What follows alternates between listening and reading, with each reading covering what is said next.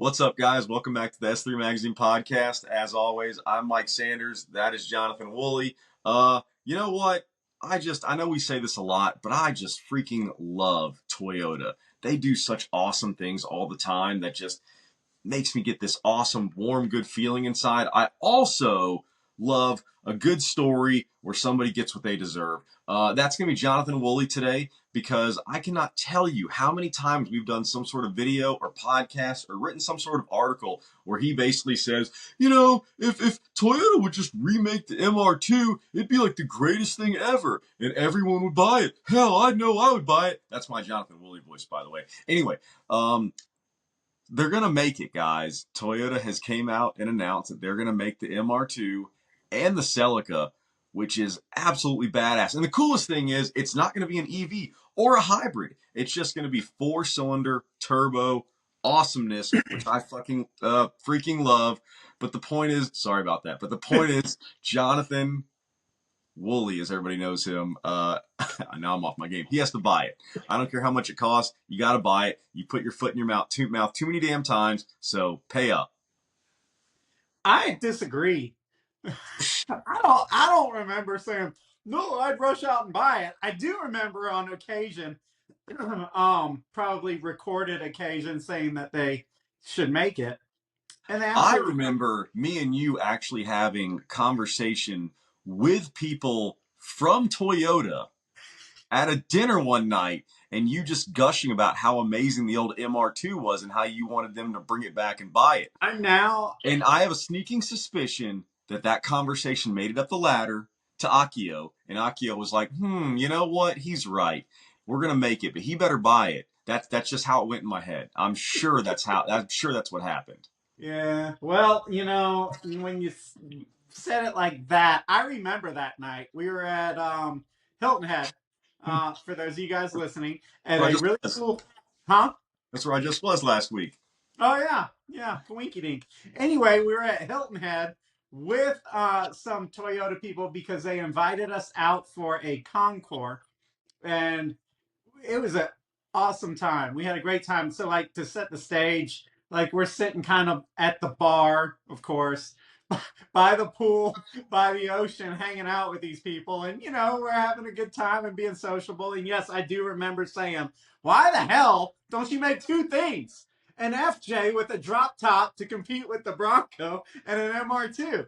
I would absolutely buy both of those cars right now." Yeah. And that's us. That's car enthusiasts. We're the impossible customer. We're the ones that says, if you would just make that, then I'm going to be like, oh, see, they didn't make purple. If they would just make purple, I would totally go buy it. Yeah, whatever. We've got champagne taste and cheap beer budget, and that's the way it is. But also, you said that they're making it. It's official. I don't know if you said it's official, but it's not. It's not official. It's not official. This is from the article that I read. I think it was a very established, well-connected Japanese media company. Basically, has somebody on the inside, and so rumor has it, but it's on a good authority that this is probably happening. But of course, anything is subject to change at this point. Like you said, I can't remember how much details you just got into, but the basics are this. I think it's going to be a 2-liter. It's going to be a Toyota built 4-cylinder turbo, which is awesome because I think a lot of people have been waiting for that Toyota built 4-cylinder turbo. We get some stuff with the Supra, but it's a BMW. We get some stuff with the GR86, but it's a Subaru. And so the hardcore Toyota enthusiasts and just people that know Toyota is a great brand get a little bit scared off when it doesn't have the Toyota motor, which is why you want to buy the Toyota. So there's a lot of people complaining that, Tacomas are dropping the V6 and going to 4-cylinder turbos, and that Toyota overall is going to forced induction. That's not necessarily, that's regulation. That's efficiency. That's why they're doing that. But the good side of that is that now that Toyota is playing with forced induction, we might get some cool, fun cars out of this. Yeah. Also, it's a manual transmission. And also it is all-wheel drive, both of them. Yep, the Celica's front engine all-wheel drive. The MR2 is going to obviously be mid-engine all-wheel drive, and neither one of them are going to have any hybrid or any electrification. As of now, like I said, that's subject to change, but the trajectory the world's going right now is probably not going to change. I think the car's value, both of those cars' value, is in the fact that they do not have that stuff. So, Hmm. I mean, it's something to be excited about.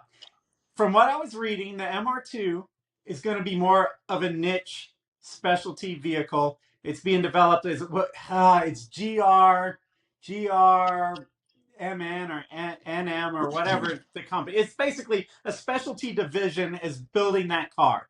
It's probably going to be like mid $65,000, which is a hard pill for a lot of people to swallow that would want that car.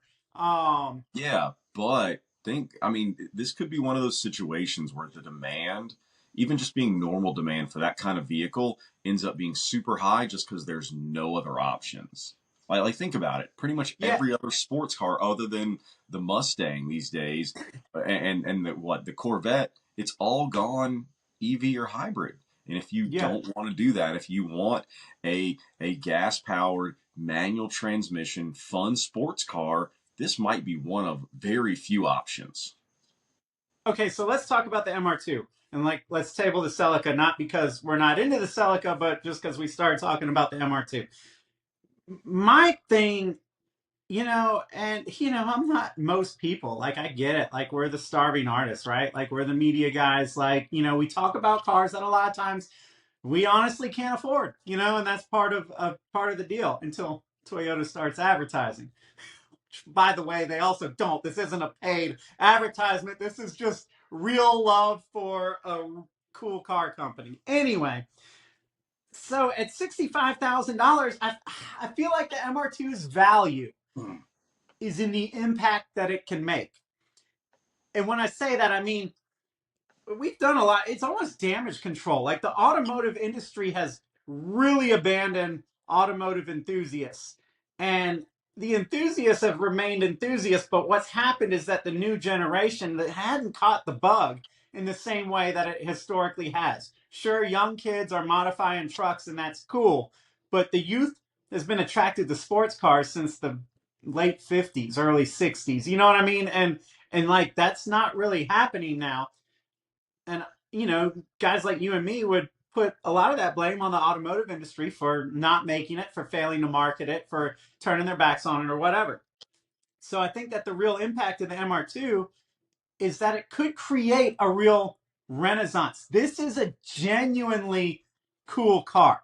If they make it mid-engine, if they add the Targa top, if they add some version of modern pop-up headlights to keep the soul of that car, like that is an attractive car. It is cool. In an age where everything is, autonomous, like that is I think that car would magnetically draw not only people our age that remember that car, but it would draw the youth. Like, what is this? This is a special car.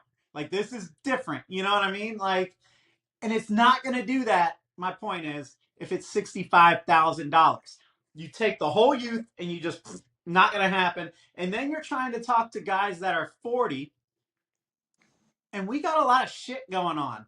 Like we have kids. Like you know what I mean? Like a lot of us car enthusiasts that are 40, we have a project car or a few of them, but then we have that reliable daily, the car with the car payment, so to speak. Like what happens to the MR2 is it competes with the Tundra, which is a polar opposite car, but at $65,000, In a way. unless money is just not a real problem for you and you got money to play, like congratulations. But for a lot of people, they're like, I mean, dude, that's a car payment on a car that I'm only going to be able to take out on rarities. You know what I mean? And maybe I should just take 10 grand, put that into a project car, an old MR2, and just build that in my garage and have fun. Because it's not like I'm not going to use this car in the daily anyway. That reminds me, we've got a buddy that had the new Supra, and unfortunately, he got in an accident, and it ended up getting, it wasn't a bad accident per se, but it ended up getting totaled out. He got rear-ended. He got a new Raptor now.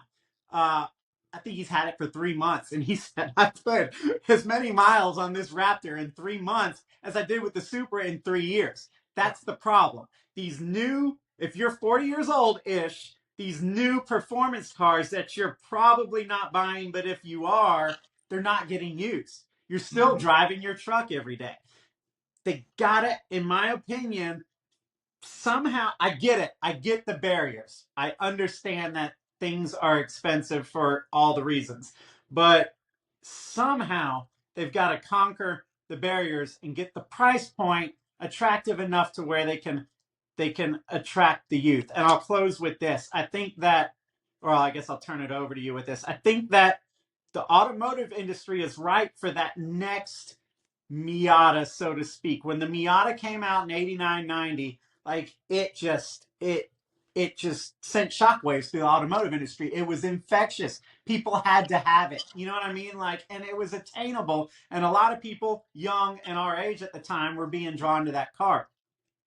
I think that the MR2, it it could hit that, but at $65,000, it's gonna be another one of those freaking failures that in 7 or 8 years everybody starts buying. What do you think? I think your tone's all wrong. I think you're worried too much about the money side of it.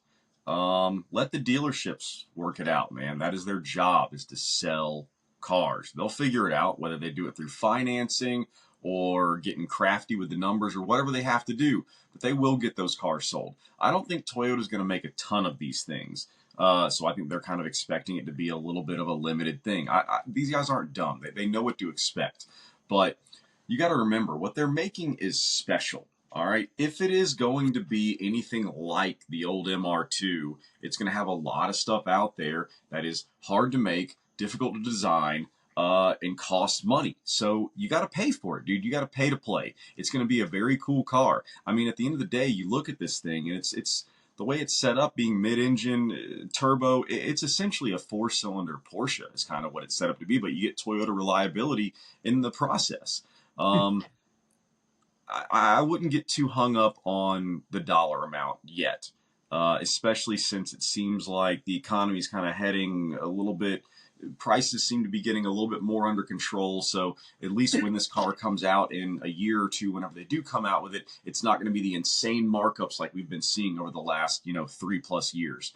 Um, my concern with it is that just like every other manufacturer out there, when you get excited about a car when it's 2 years out, whenever you finally get the finished product, it's watered down and they go 8, 9 tenths of the way instead of going the whole way. Like when the Supra came out, there was no target top, there was no manual transmission, it was a freaking BMW engine. It was not the Supra that we wanted. Still a great car, but not the Supra that we wanted. Even now, they fixed it to where it has a manual transmission, but again, BMW motor, no target top. I'm afraid that they're going to miss, and I hope they don't, and I believe in Toyota, but I am afraid they're going to miss one of the key components with this car. For some reason, everybody seems to be really scared of doing any type of detachable roof these days, unless it's a supercar. I would not be surprised if they left out the target top for whatever reason. Or if they, their statistic guys get out there and start looking at the data and go, people don't drive manual transmissions anymore. We're either not going to make the manual or else we're only going to offer it in like 5-15% of the cars. That's going to suck if that happens. So that's my biggest concern with this whole thing. Either way, though, it doesn't matter because it sounds like they're actually willing to make something that we are asking for. And we, as enthusiasts, when we ask for these kind of things, it is our job, it is our duty to go out and support them, or else they're not going to freaking make them anymore. And then whenever they don't make them anymore and everything is a flaccid hybrid or EV that looks the freaking same, we can go, whose fault is it? Mine. Yeah. I We got to think, buy them. dude, I think Toyota has absolutely and undeniably tapped into whatever it is that connects people to their car. Whether that's one of their 4x4s or whether it's one of their new sports cars. And like you said, yeah, there's hiccups with making a sports car. The Supra is arguably a BMW. The GR86 is arguably a Subaru, but like they're getting better every time. and they listen to people. Toyota is not as like big and out of touch as some people may think. I don't want to say out of touch, but you think they're huge. Nah, man, they're kind of got their ear to the streets and they hear the complaints. You know what I mean? They hear the suggestions and the criticisms, and I think that they listen, with criticisms of the GR86 or the Supra. And I think that they're almost shedding some of that with the MR2 and the Celica. I think the Celica, they're gonna tap into the vibes. And the vibe, when I say the vibes, I mean T-tops, Targa tops, maybe a hopefully pop-up headlight. I think that they realize that it's more than just the numbers, that it is a feeling, that sensation, that like you have to like ditch logic to buy these cars. And statistics aren't enough. It's gotta capture the heart.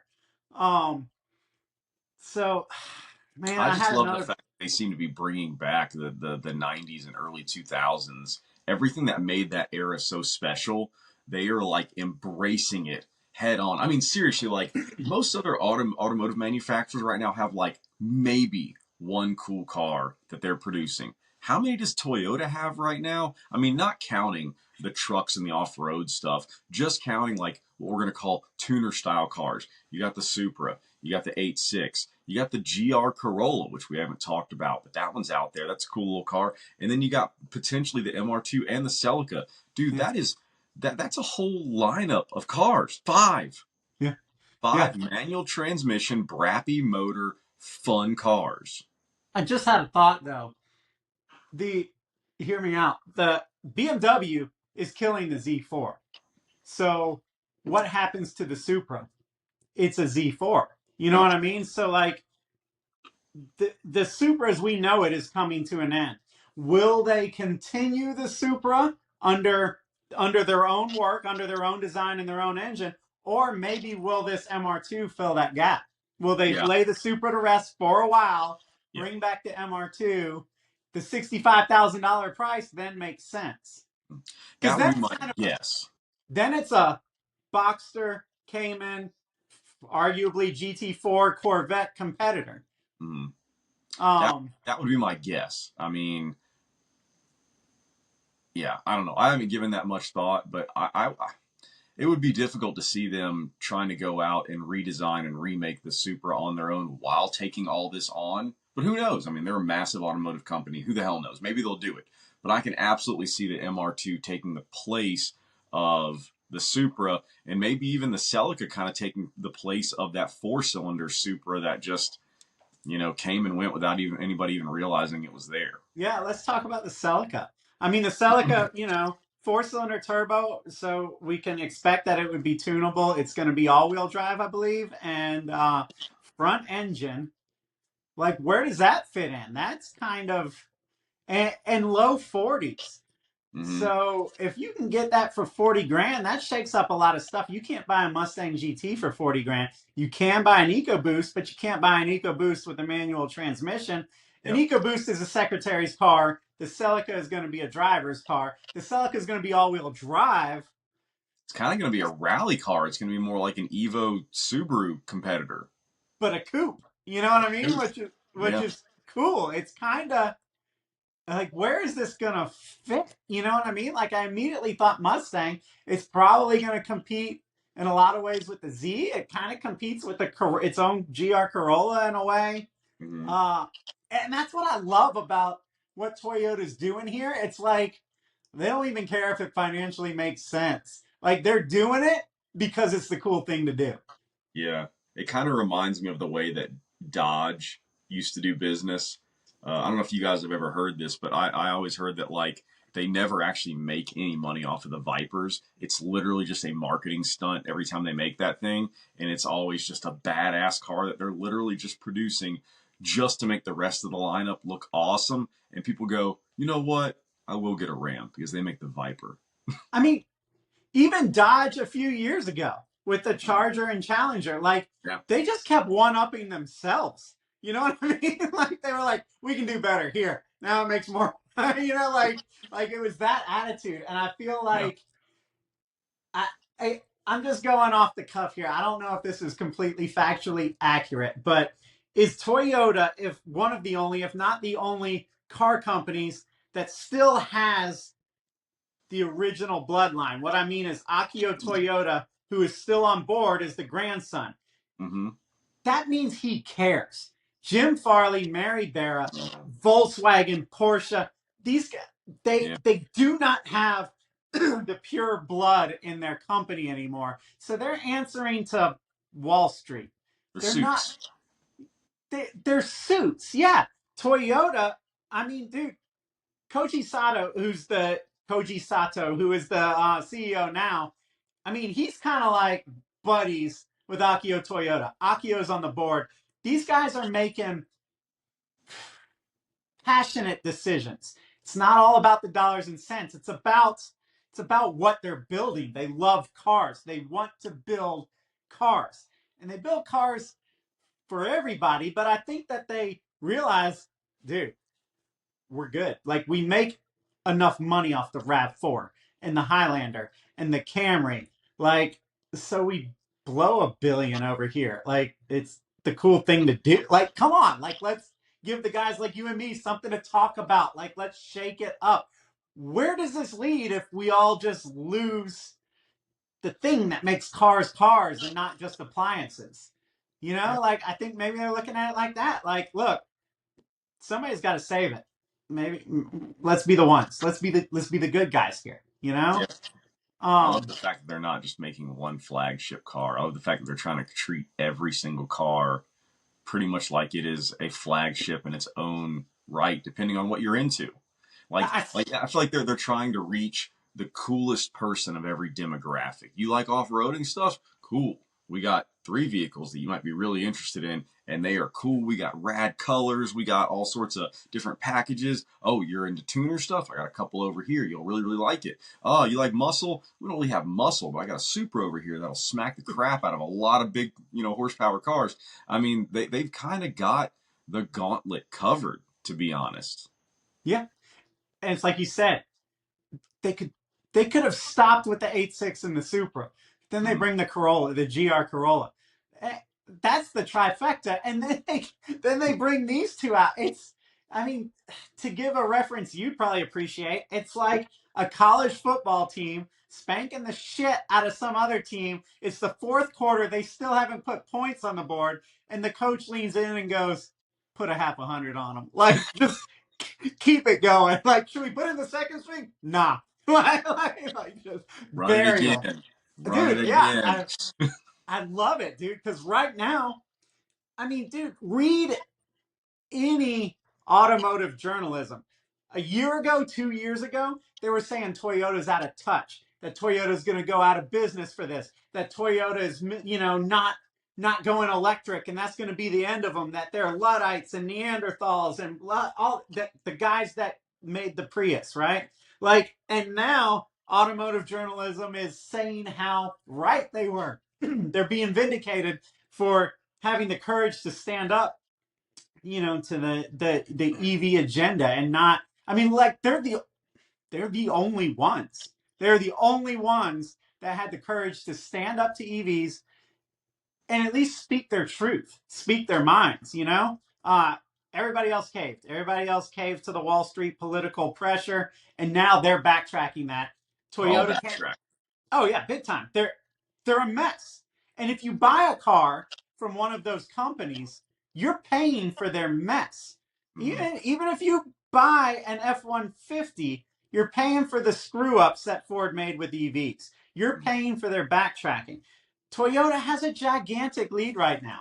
And I think that they're just going, let's just do it. Like, look, man, we've got 2 miles on these guys. Like, let's play. Let's be the car company we've dreamed of being. Like, why do we get into this? That kind of a thing. Yeah. Um, What Toyota is doing right now reminds me a lot of what Ford was doing. Uh, I guess around the 2017, 2018, 19 era, when they were starting to really introduce a lot of cool cars. You were getting a lot of different iterations of the Mustang. They were all affordable. Um, It was a completely revamped car, not your granddaddy's muscle car or pony car, whatever you want to call it. And then they did the ST stuff, they did the RS stuff. They were making a lot of really cool cars. And then all of a sudden, it was like EVs are here, and they cut bait on everything except for the Mustang because that's their big money maker. They kept doing that, but everything else they booted out immediately and started dumping all their assets into the EV thing. And it seems like Toyota basically just waited a little bit longer and held the line, whereas Ford kind of tucked tail and ran.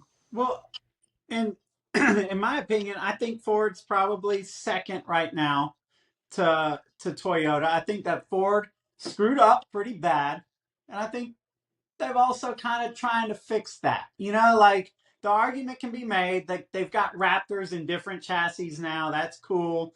The Mm, ST, I mean, it ain't the Fiesta and the Focus. There's no Focus RS, but they've got a cool Explorer ST, and they sell a lot of them. Like I get it from a business standpoint. The Mustangs kick ass. They're doing awesome stuff with RTR. I just saw something that you can now get paint to spec from RTR. Like yeah. they're they're figuring it out. Like they're rehuddling and figuring it out. Like I think a Mm. lot of the other car companies are really screwed up by this. And it's A, just a it's lot of. bad leadership, but it's because their suits, like you said, Mm, first. They're not car enthusiasts first.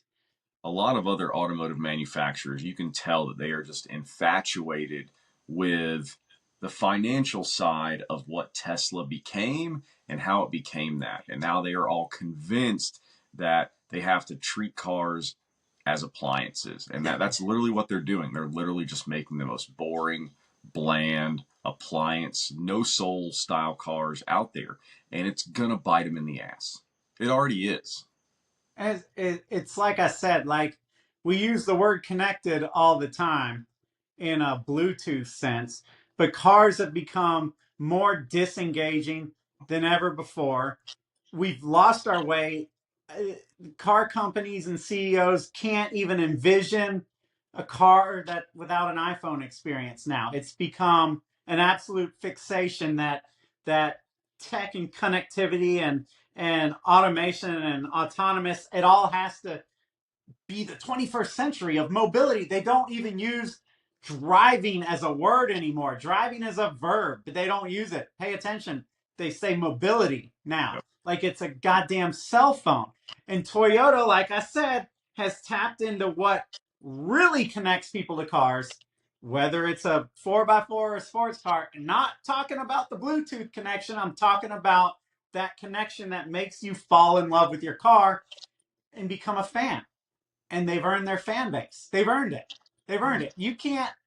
I mean, I would like to hear people try and explain to me why right now they're a fan of the European car companies or GM. That's a good one because people still buy GM because their granddaddy had one, but they don't realize that the people they're buying the car from don't share the same values or interest in car. You know what I mean? Like it's just Toyota has earned their fan base and they've stood up for the enthusiast. Yep. Absolutely. I don't really know what else to say about it. I'm not trying to make it sound like this is some sort of, paid promotion for Toyota, but what this is the last 3 years playing out.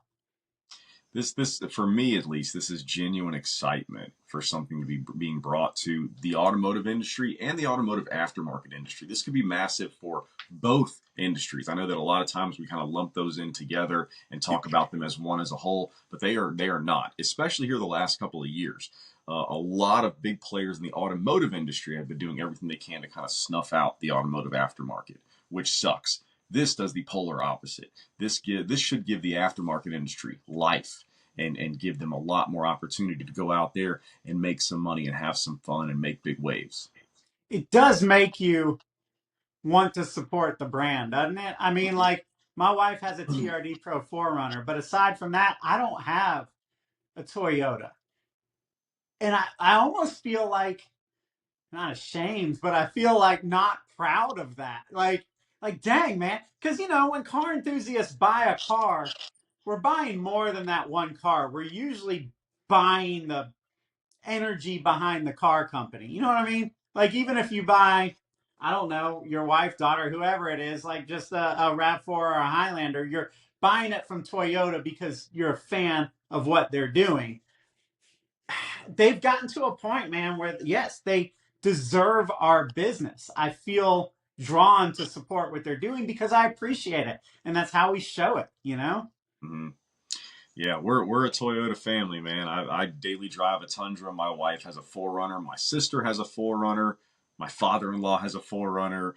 I mean, there's a Lexus in there. I mean, I had a Lexus SC300 at one point with a 1JZ swap. We've had a lot of Toyota and Lexus vehicles, and most of it is because they're cool. They've got soul. They make big power, and you get that Toyota reliability with every single one of them. You Can't know beat it, man.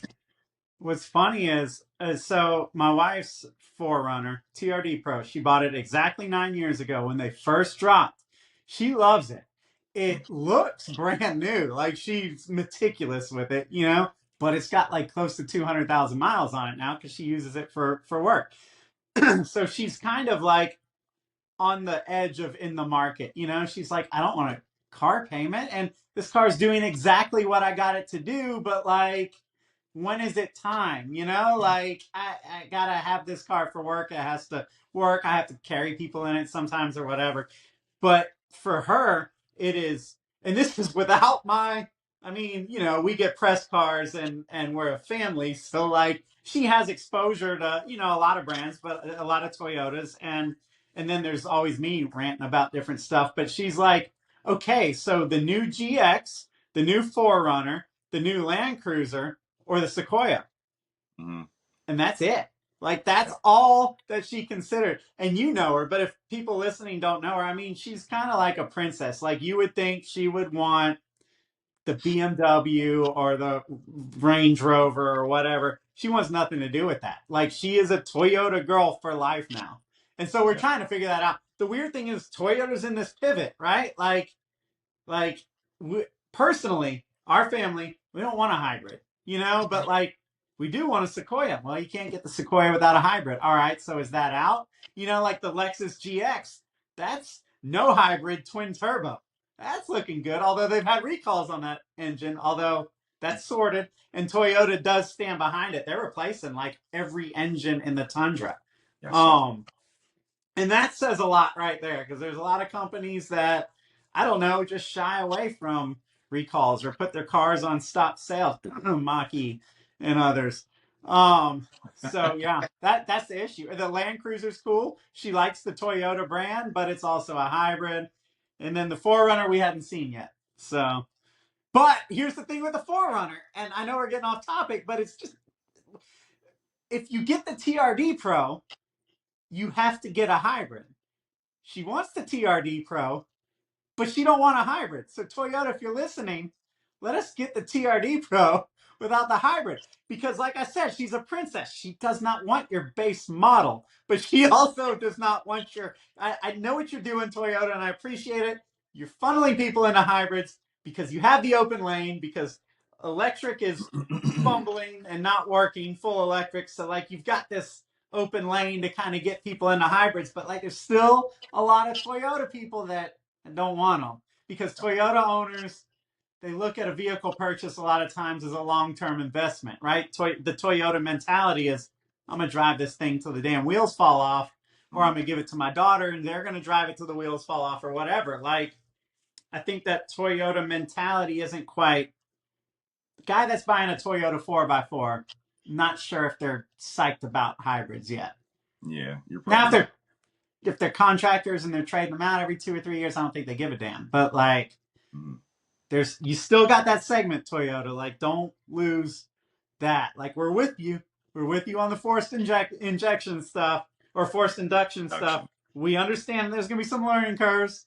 We get it. We're with you because we know you got our backs too. But like, make some of it without the hybrid. Yeah, I hear you. But also, that's kind of their big pitch: is EV's not the way, hybrids the way to wade into this pool. So I get why they're doing it. I mean, yeah, they're waiting. Mm. You know, they're tippy toeing in. They're doing it smartly. They're innovating. They're seeing where it goes. They've got hybrids down. I get it, but it's still a battery and two motors. and less trunk space. Don't want it. Yes. Anyway. Anyway, that's it. I think that's all I got. Yeah, man. All right. Well, you introduced us, so you close us. What? That's not how this works. All right, fine. Ladies and gentlemen, thank you so much for listening. Check out our website, our app. If you don't have it yet, just go to your app store and type in S3 Magazine. We're on there. We love you. See ya.